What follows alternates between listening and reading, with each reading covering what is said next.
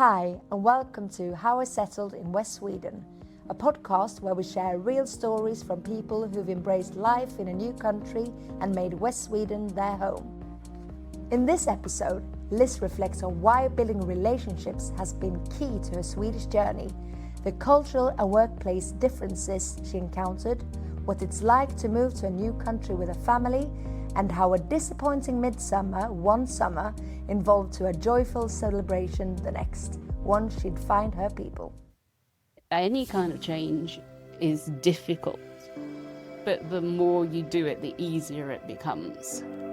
Join every club, meet every person, even if it's something that you don't particularly like or it's people that are not your people, because that's how you'll find your people. Persistence helped me succeed. It's definitely just keep going, keep believing, don't give up. My name is Liz Ryder, and I'm an organisational psychologist with 2 nearly empty nesters and a husband who's currently trying to get back from China. So how did I end up here? My husband was working for Volvo Cars, and he was commuting from the UK for a year, and we had a small family, and we knew there was an opportunity to potentially move to Sweden. So we're very much like, why not? Let's just give it a go. So so that opportunity came up, so we grabbed it and ended up moving here. So we moved here in 2013 in January, which I learned was not the best time to move here. We came over on a temporary contract. It was 18 months, and then it became a little bit longer and a little bit longer. So there's always that kind of like, are we going back? When are we going back? And, when we left our house in the UK, we left the school uniforms of the kids, 5 and 7, because, we'll use them when we get back.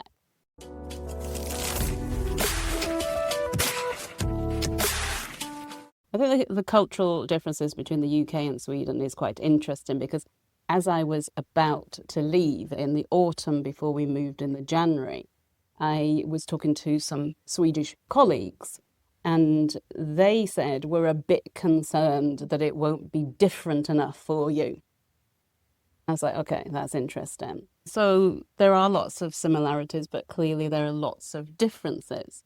And I think one of the things that another friend told me when I got here was that they'd moved in the November, and they met the neighbours, they were kind of having fun with the neighbours, and at the end of this sort of play date, whatever it was, the neighbour said, see you in the spring.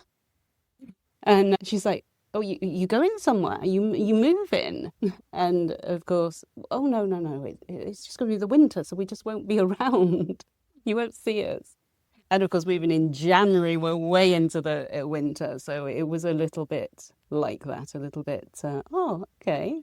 I remember early on, and it was Midsummer. And so we fully embraced the whole go and, pretend we're frogs and dance around a pole. And had the picnic, and it was all lovely, lovely. And then 2:00, everybody went back to their families. And we were like, oh, where do we go? We just go home. And that felt a little bit lonely. And it's like, oh, yeah, okay, we need to sort that out for next time. Then we need to figure out how we work with this. And our neighbour, and we could hear them sort of partying next door. And it's like, okay, this isn't our thing. And, maybe this is more important than Christmas. And the neighbour sort of snuck through the hedge with a bottle of schnapps and said, here you go, have a good midsummer. Off he went again. And the next year we were at their place partying, so it was really nice. But yeah, that was a bit of a, okay, this is different. There's not so many people around. And I think, there's been numerous articles around how do you get to know a nation that's introverted, and I think that's a bit unfair. It's not like everybody here is an introvert. I think we've got a mix of different personalities, as you have in any country. There are many, many extroverts, and that's probably because I found them. By my personality, that's the way I am. So there are differences and there are similarities. I think we got a dog 10 years ago. And I think one of the things that we noticed when we'd go back to the UK is, everybody is talking to you and talking to the dog and, dog, dog, dog. Or here, maybe there's a little bit more keeping oneself to oneself, right? You're not going to open up to strangers quickly. My husband went back actually to the UK with a Swedish colleague and they were hiring a car to travel. My husband was in hiring the car and talking to this woman. They're having this really interesting conversation about families and children and grandchildren and da-da-da-da-da-da. And when he went back to meet his Swedish colleague, he went, "Do you know her?" To which he replied, "No, but that's just how it is in the UK. There's kind of, you tell your life story to a person that you don't know, whereas I'd say here, you don't. It takes a little bit more time. And then the life story comes, right? So there are some differences. I think I was telling you the last time we met, I'm still learning. And there's something about kids being very, very independent here. I've seen that comparing my kids to their peers in the UK. When my kids were getting the bus and the tram, the kids in the UK were getting driven everywhere to their various swimming activities and soccer activities, etc., etc.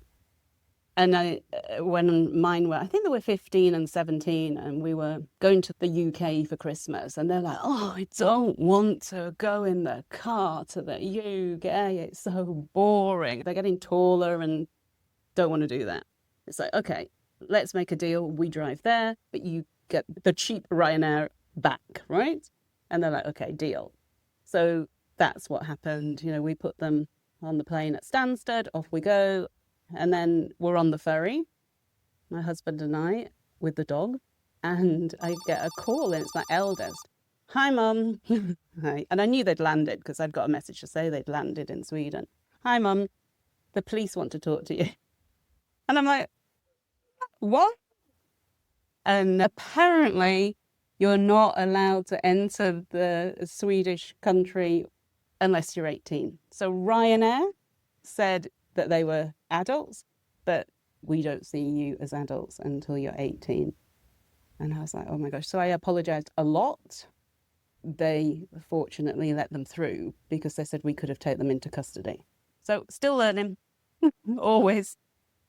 I think the big one for the work cultural differences that comes up is the consensus culture that we have in Sweden, which I think is wonderful. I love it. In the UK, less so. So more kind of like, I'm the boss, I tell you what to do. I think also the hierarchy as well. Certainly Volvo Cars. I mean, you could talk to anybody, whoever you are in the organisation. Whereas in some UK and US companies, of course, you can't. There is the hierarchy and you stick to your level of the hierarchy. So those are a couple of the big ones that come out for me. And the struggles, of course. If you're in a global company, you are clearly working with a global population and different cultures, and that has its challenges. It's interesting working with different cultures around the world because at the end of the day, we're all people. And as an organizational psychologist, I treat people as individuals. And of course, we like to box people, right? We do it. We all do it because we're getting so many bits of information. We can't process all of it. So we box people. Oh, you're British, or you're Swedish, or you're Chinese, or you're... And that's what we do. And of course, there's a danger to that because then there's all sorts of assumptions and prejudices that we might have around that. So I do tend to sort of go in with that open mind when I work with different cultures. But you definitely see patterns globally. I remember the first time I went to China, and I remember sitting in a room with leaders and saying, "What is coaching?" And there was just silence. And they were sitting there with a piece of paper and a pen ready to write down my answer. But I was asking them for the answer. And then eventually, after asking it a couple of times and being very patient, the answers started to come. And I also remember then talking about positive psychology and the benefits of sort of focusing on, because you know how we tend to go, oh, that's wrong, that's bad, that's terrible. No, no, no, no. Well, instead of doing that, what about we focus on some great things here? I really like this and this and this. One tip, perhaps if you could change X or Y. I just remember this guy in China going, well, that will never work here. Okay, fine.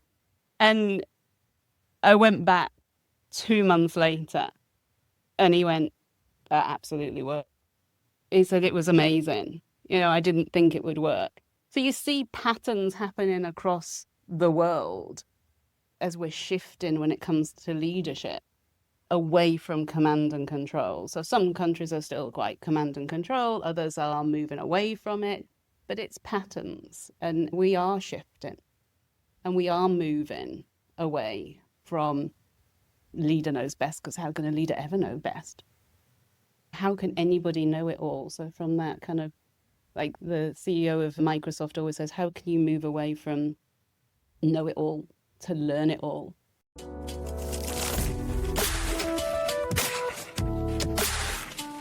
When I got here, I thought, oh, well, we were only here for 18 months, so it's more about sort of being here and enjoying it. And I thought we've got a lot of experience. I've worked in many, many, many companies, big global companies. Surely my talent will be recognized. But, I learned quite quickly that it is quite hard. I think you all know that, for new people coming into Gothenburg to get into the labour market. So that became apparent. And even though people tell you that, you still think, nah, but it'll be different. It'll be okay. So I did learn to build my network quickly. I actually helped some people on one of the first programs on moving to Gothenburg on how do you do that? How do you build a network when you don't know anybody? And what I always say is, you know somebody. And I talked earlier about working with some colleagues, and one of my biggest clients was KPMG in the UK. And of course, KPMG has people in Sweden, and a few of those people were then the start of my network, both socially and sort of work-wise. So that then led to me meeting more people. I remember sending my CV out to various companies and just nothing at all, nothing back. And it was my son's friend's father who said, you do that executive coaching stuff, don't you? And he said, but I had an executive coach who was, I think, was doing sort of similar stuff to you. I was like, okay, I could introduce you. So he did. And then I met this guy, and I met him a couple of times, and then another time. And then he said, but I'm not working as an independent consultant anymore. He said, I'm working at Volvo Cars. I was like, oh, okay, interesting. And he said, but why don't you pitch? Because we're looking for suppliers at the moment. Why don't you pitch to do some work? Which I did, and I didn't get it because it went to a local provider. So I was like, oh, okay. He said, don't worry about that. You just had to pitch. It's got your name in there. I was like, oh, okay. And then that led to me meeting a couple of people there. And then suddenly I've got a job. And it was very accidental because I didn't apply for a job, but suddenly I had a job. And then that, as I say, I didn't really want a job, but I happened to get a job. So then I ended up at Volvo Cars working as the global head of leadership, which was a fun old time. We actually set up a podcast during the pandemic at Volvo Cars, so that was cool. I left Volvo Cars in September 2022, so then I set that up in, just after, or maybe it was the sort of January of the 2023. So working internationally, working a little bit in Sweden, but mainly internationally with leadership in large companies, because we've got some work to do, especially in our AI era, to work with human-centric leadership. how can we build thriving organizations through human-centric leadership. So that's what I do. Persistence helped me succeed. It's definitely, I sometimes think, people are going, oh, she's just not going to go away, is she? Just keep going, keep believing.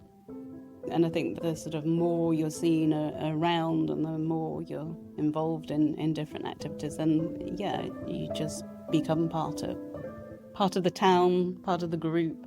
You're just there. So persistence, definitely. Keep going. Don't give up.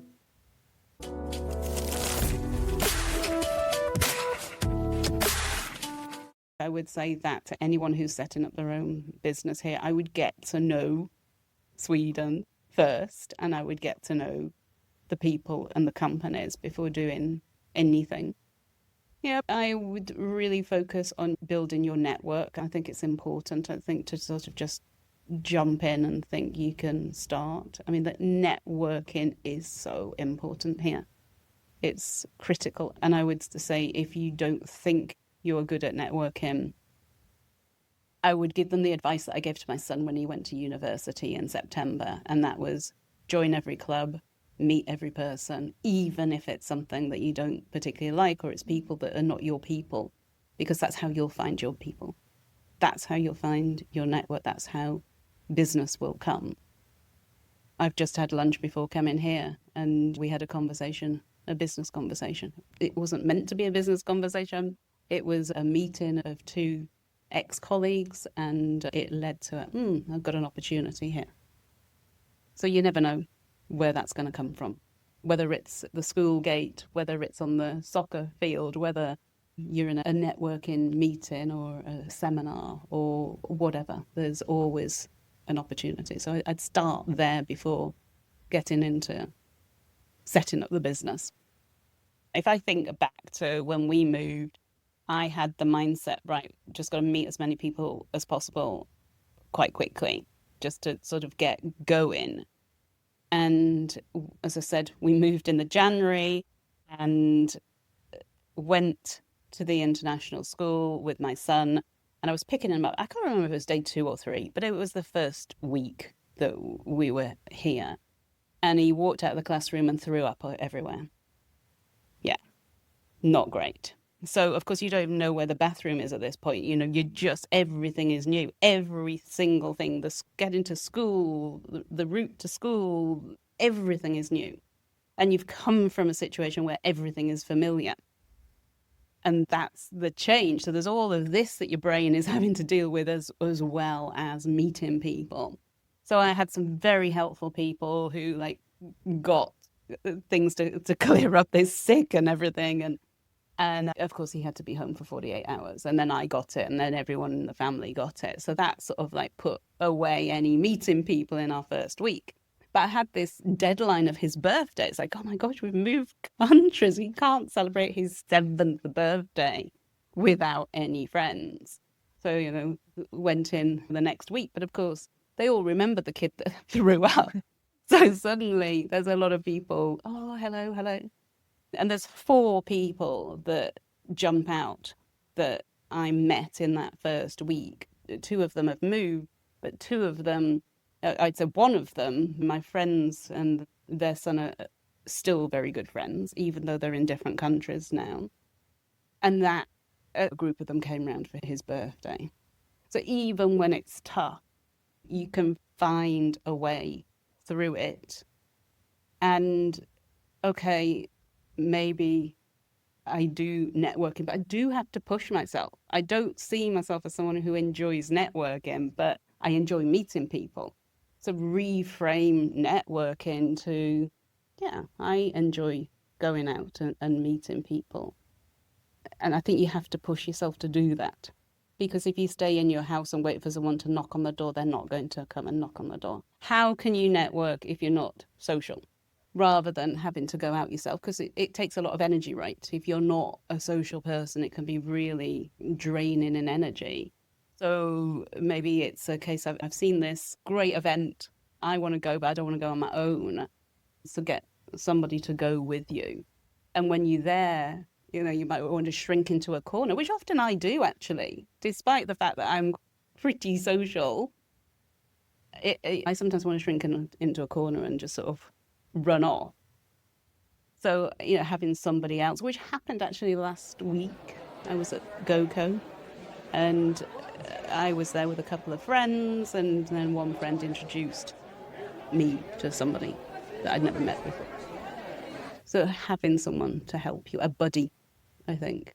And I think that's good at events, to have people that can notice those that are on their own, or sort of sitting in a corner, and help them in. And, hey, Mark, let me introduce you to Colin. So I think those sort of facilitators, because it is hard, but you can guarantee there's somebody else sitting there feeling uncomfortable and not knowing what to do or say.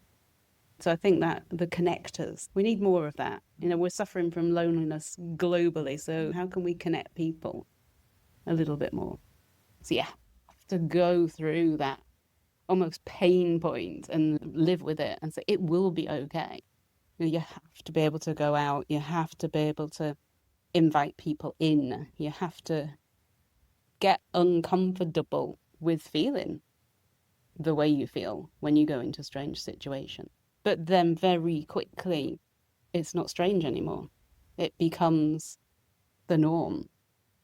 And you see the pattern. It takes time. I've seen lots of people move here. I've seen lots of Swedes return and struggle because it's different to where they've come from. And I think any kind of change is difficult. But the more you do it, the easier it becomes. There is light at the end of the tunnel, but it's just difficult at the moment.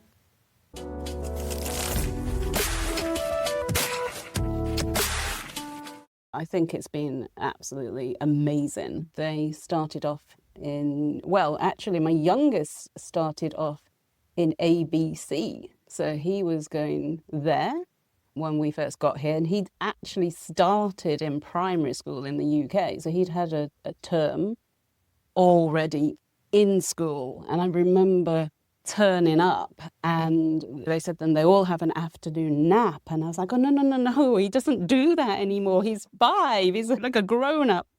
And they said no, but they all have a nap. And actually it was probably the best thing for him because he really wasn't ready for school. He didn't want to sit and learn in a traditional way. He wanted to play. And that was a fantastic experience for him to be able to have his childhood back and not sit behind a desk and work, but to learn through playing. So he was dropped off there, and then his brother went to the international school. I distinctly remember that first day when I dropped him off and left him on his own in a classroom full of all these people that he didn't know. But it was a fantastic experience, a very multinational experience. And that's what I love.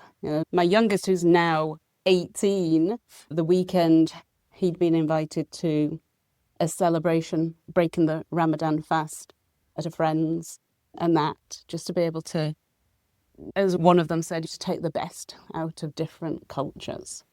So I think it's really been a very open and inclusive experience to be here. I can't imagine not having a part of Sweden in my life.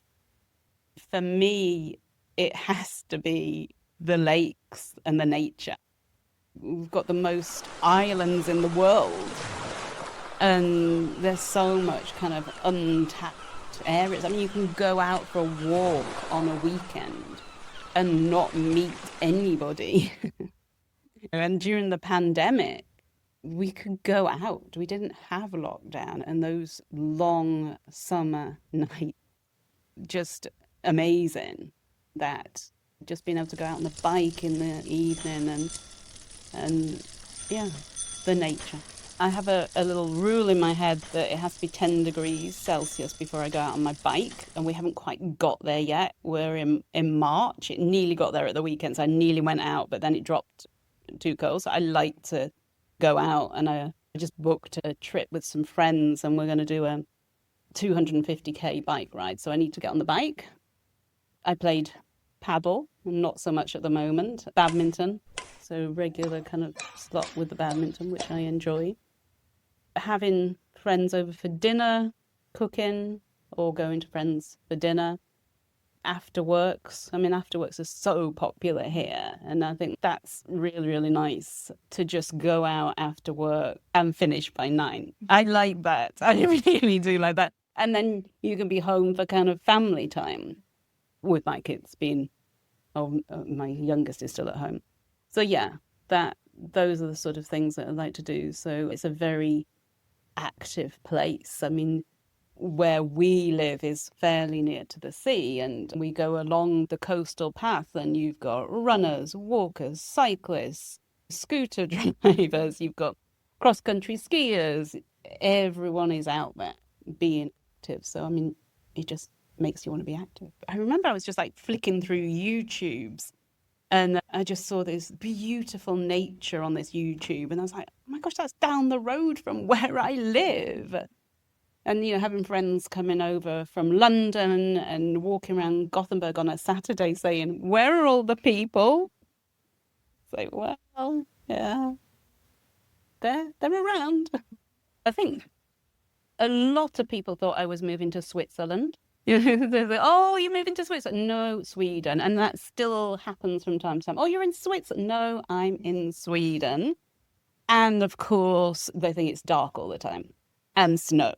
Lots of snow. Now, this year we did have a lot of snow, but as I was trying to explain to the neighbours who've just moved from the US, this was unusual. We don't normally get this amount of snow. So how do I describe Gothenburg? I think it's interesting because a lot of, like, the Guardian newspaper and a lot of papers have been really selling Gothenburg recently as a really vibrant city, almost the friendly city of Sweden. So, beautiful places to eat. I mean, there's so many places to eat. And I have certainly not, in the time that I've been here, gone to every one of them. So I love the daily lunch where you get a starter, a main course and a dessert. And for 150, 120, 100 crowns, it's fantastic. So lots going on, lots of culture. And definitely, as you move out of Gothenburg, go kayaking around the islands. It's fantastic. Get on a boat, go out and see what's going on, have a picnic. I remember coming before we moved, and what I didn't realise at the time is that there aren't lots of cafes and things. If you're going on a walk, you bring your own. And I remember going around Armanden, which is one of the islands close to the city, beautiful place. And I could smell this hot dogs. I was thinking, oh, wow.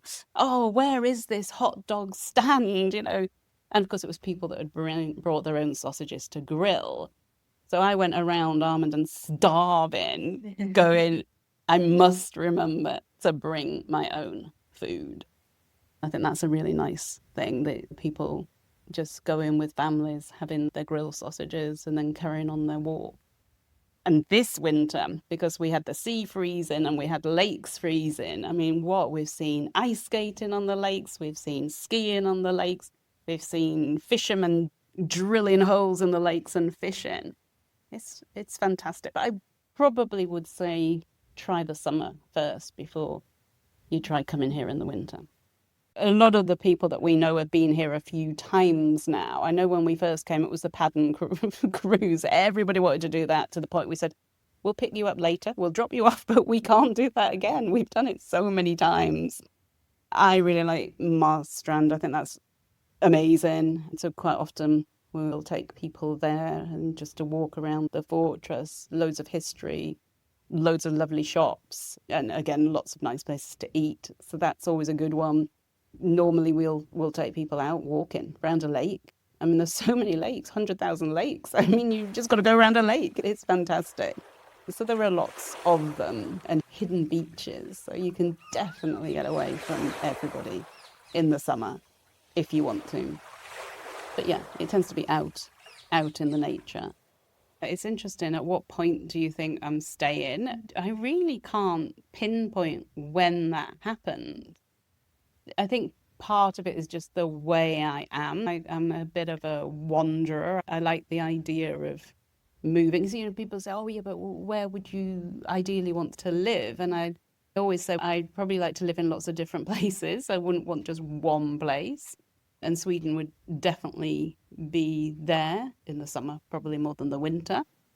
So there is a transition from international to being I'm more Swedish. Yeah, so there's definitely that transition. And I think in the first couple of years, we were kind of every weekend, right, where are we going, what are we going to see? We've got almost a tick box of things that we have to do. It's a bit like when you're living in London and tourists will say, oh, what's it like in the Tower of London? You're like, I don't know, I've never been. You just know it can happen at any point in the future. So I don't have to do it so urgently. So that would be the biggest thing for me. It's like, okay, we don't have to spend every weekend going and visiting a new place because we will be here.